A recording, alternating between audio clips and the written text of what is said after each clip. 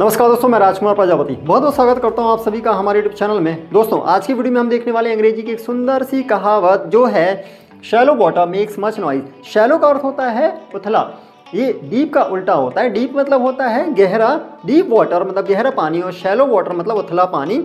तो shallow water makes much noise, उथला पानी बहुत शोर करता है। मतलब नदी का वो हिस्सा जहाँ पानी ज़्यादा गहरा नहीं होता है, बहाव तेज होता है, तो वहाँ पत्थरों के कारण, वहाँ उथले होने के कारण बहुत तेज़ आवाज़ आती है, पानी उछलता है तो वह डरावना भी लगता है।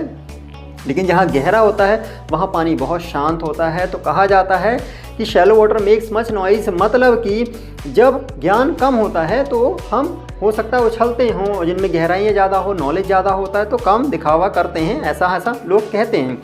तो हिंदी में कहावत है अधेल गगरी छलकत जाए। तो जब भी आपको अंग्रेजी में कहना हो कि हिंदी में कहना हो कि अधेल गगरी छलकत जाए, तो अंग्रेजी में इसको कैसे कहेंगे? Shallow water makes much noise.